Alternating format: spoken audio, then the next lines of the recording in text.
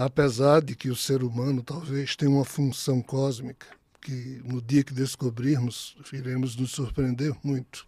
Nós não somos os seres humanos que, em tese, poderíamos ser. Quando nós, seres humanos, pararmos de colecionar certezas imbecilizadas que nos diminuem e, de fato, pudermos, com decência e dignidade, expressar uma cidadania mais esclarecida, a vida muda totalmente.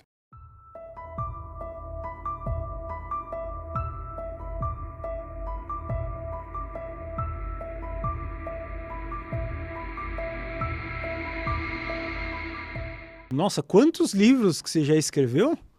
Até agora foram publicados 51, 52, coisa assim. Esses livros seriam mais ou menos assim.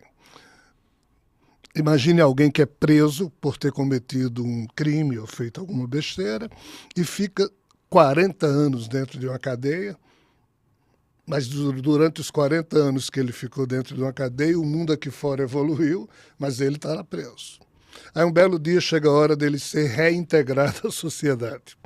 Se ele for reintegrado assim de pronto, ele pode pirar, porque o mundo era de um jeito quando ele entrou na cadeia e agora é outro. Esse cara, ele vai precisar de um reforço. Então, esses livros basicamente funcionam como um reforço para uma geração de espíritos que está ciclicamente encarnando na condição humana, só que essa condição humana está isolada da convivência com o cosmos, ou seja, está prisioneira de um isolamento.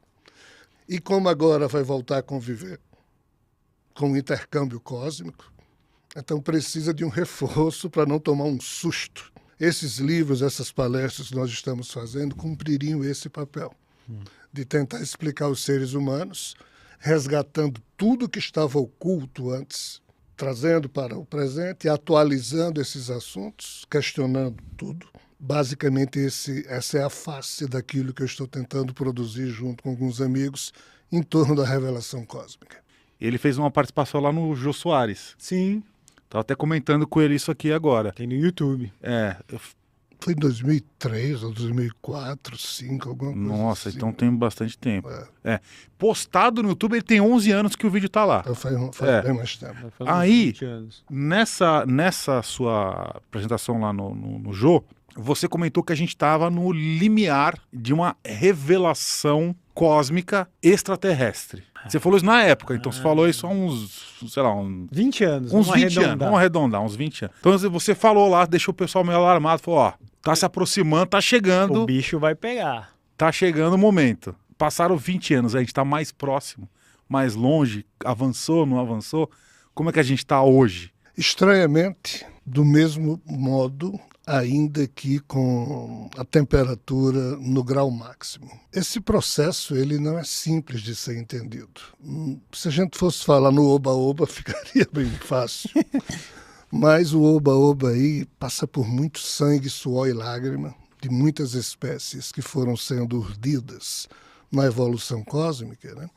E assim, na hora em que a gente olha para a história humana, a gente vê que lá atrás é esse?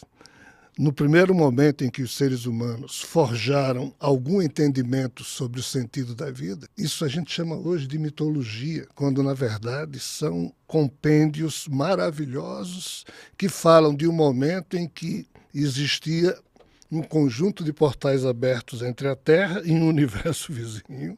E todas essas mitologias elas foram canceladas pelas religiões que depois surgiram, disseram que essas mitologias não eram reais, mas essas próprias religiões terminaram todas elas dizendo que no futuro alguém teria que vir para, entre aspas, fazer um fechamento de um ciclo. Então, os muçulmanos continuam esperando o Avatar Kalki, os judeus continuam esperando a vinda do Messias porque não aceitam que aquele cara derrotado, crucificado na cruz tenha sido o Messias, ainda que este cara tenha afirmado que retornaria não na condição humana, mas na sua forma cósmica. Aí entra a questão de Sofia.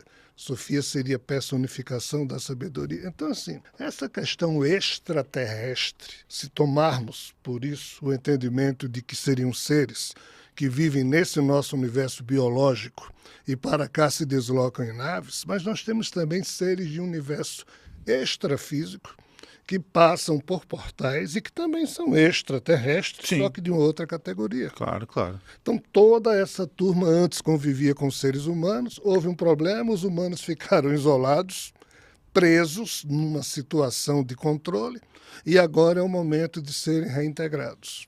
Aí nós estamos discutindo que, em que momento isso vai se dar? Segundo o contexto profético, a única segurança que se tem é o que foi anunciado no Apocalipse.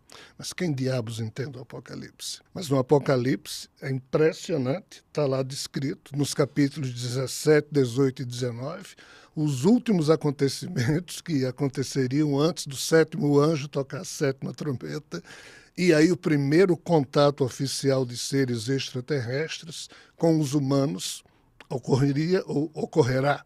E que acontecimentos eram esses? A queda da Babilônia. E o que é a queda da Babilônia, quando você lê o Apocalipse, interpreta? A queda das duas torres do World Trade Center, que já faz 20 anos ou mais. Mas está lá. E as descrições de que os marinheiros ao longe, vendo a Babilônia caída e a fumaça, ou seja, até aquilo que a gente viu na TV está lá descrito, né?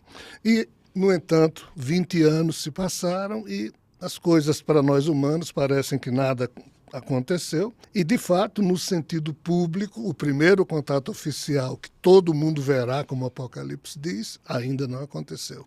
Só que várias outras coisas nesse sentido. Cada dia, a quantidade de avistamentos, a quantidade de aparição de OVNIs, de OSNIs e outros objetos aí não identificados. E o pior, fatos paranormais, literalmente, fora da normalidade, que não são produzidos por esses astronautas biológicos, mas por esses astronautas desse universo vizinho.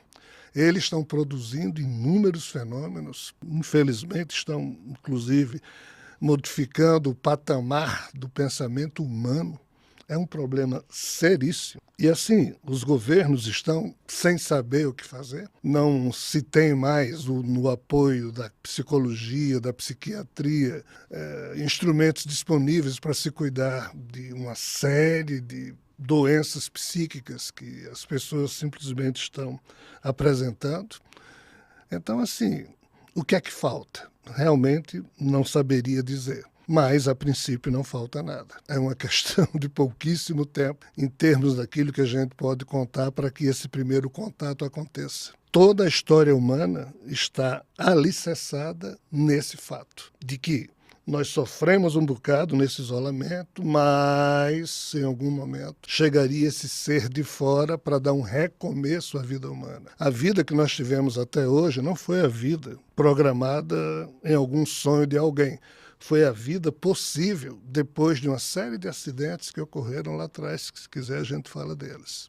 Mas em resumo, sendo bem objetivo com sua pergunta, a qualquer momento, entre aspas, a vinda de Sofia, do tal Cristo cósmico, que seria a prometida vinda de Jesus na sua forma cósmica, ou seja, como um ser de fora, e qualquer ser de fora a gente chama extraterrestre. Então, o conceito extraterrestre se encontra com a questão religiosa nesse ponto. Quando é que isso vai se dar?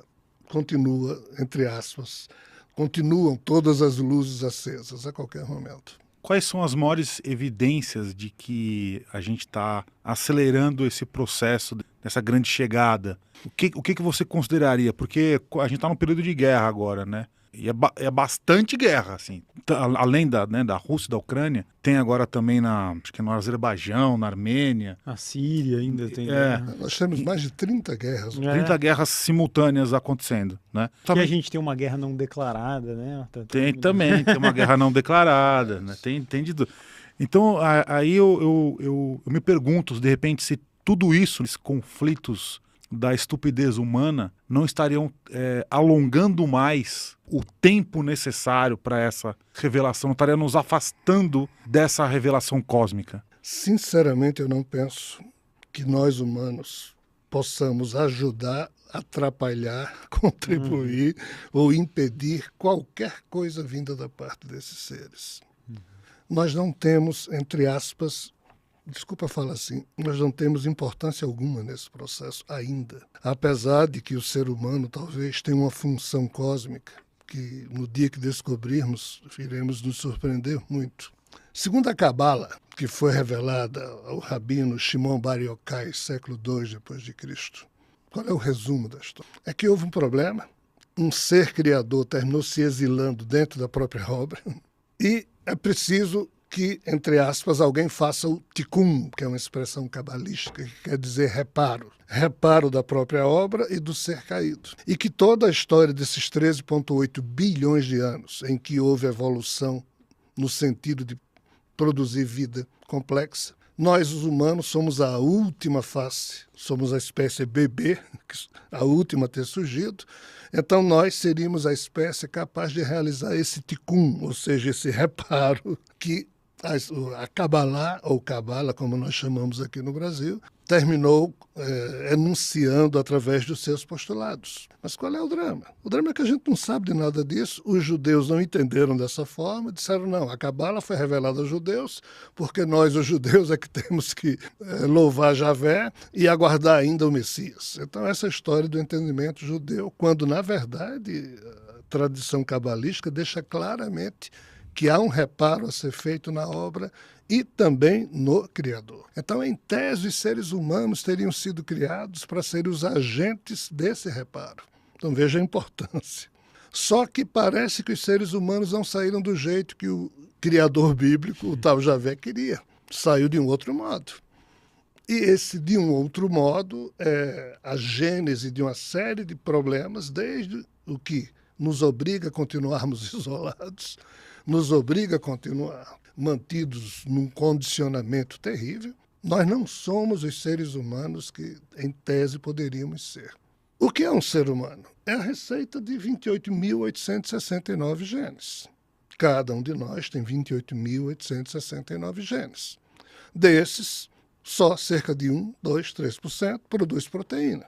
Essas proteínas são exatamente os tijolos que movem, que formam os corpos da gente e tudo mais. Então, assim, o que for produzido de proteína produz ser humano. Mas as proteínas só podem ser produzidas de acordo com a receita genética. Qual é o problema? O problema é que nós, seres humanos, até hoje, só conseguimos produzir cerca de umas 20 mil proteínas. Ou seja, os cientistas sabem que em cada célula de cada corpo humano tem cerca de 2.000 proteínas, mas juntando todos os tipos só dá umas 20 mil, ainda que os cientistas não saibam explicar a estrutura bioquímica de cada proteína. Em vez de 20 mil tipos de proteínas diferentes, nós humanos poderíamos produzir 4 milhões de tipos de proteínas diferentes. Nós só produzimos 20 mil. Por que 20 mil? Porque nós vivemos da mesmice. Por que da mesmice? Porque há milênios se repete a mesma coisa para condicionar os seres humanos e a gente acredita num monte de merda, num monte de coisas que nos apequenam, que nos fazem o tempo inteiro nos sentirmos culpados, com medo, com receio. Então a produção proteica, que é o que permite, entre aspas, a expressão de cada ser humano a partir da riqueza das sinapses dos seus neurônios cerebrais, quando nós humanos destravarmos, deslacrarmos o nosso modo de rodar os 100 bilhões de neurônios que temos na cabeça, e cada neurônio se liga ao outro através de dendritos, criando sinapses, ou seja, quando nós, seres humanos, pararmos de colecionar certezas imbecilizadas que nos diminuem e, de fato, pudermos, com decência e dignidade, expressar uma cidadania mais esclarecida, a vida muda totalmente. E, entre aspas, em mudando totalmente, nós vamos ter um susto grande, porque a gente reza para Deus, para Jesus, para santos, para espíritos, espera que extraterrestres venham de fora para resolver nossos problemas, quando nós somos, entre aspas, os habilitados a resolver os problemas deles, já que estes problemas foram inoculados na condição humana lá atrás. Nós somos cobaias que portamos um DNA doente, da doença desses seres, e como eles faliram, nós é que temos que, em sofrendo as dores dessa doença, evoluir, descobrir os remédios, criar novas posturas mentais para então, em resolvendo o problema no nosso DNA, resolve no DNA deles. Na hora em que eu falo isso, quem está nos escutando, quem está nos vendo, diz, pô, não dá nem para compreender. Mas é exatamente isso. Nós, humanos, somos a medida do universo, como Protágoras dizia. É uma questão holográfica. O todo está representado em cada um de nós, como também o código genético de cada um de nós está em cada uma das células. É uma questão holográfica. Em resumo, o ser humano tem uma importância que a gente não pode nem aquilatar, mas esses seres nunca aceitaram essa importância, nos dominam, nos encheram de certezas que nos apequenam e hoje estamos vivendo um momento terrível. Só para concluir, tempos difíceis forjam pessoas fortes. Pessoas fortes costumam produzir tempos fáceis. Tempos fáceis forjam pessoas fracas. Pessoas fracas produzem tempos difíceis. Tempos difíceis precisam de pessoas fortes, mas a nossa atual geração é fraca. Nós somos humanos fracos porque fomos enfraquecidos por uma série de condicionamentos que nos foram impostos, principalmente via religião. Então nos apequenamos. Estamos diante de um desafio terrível.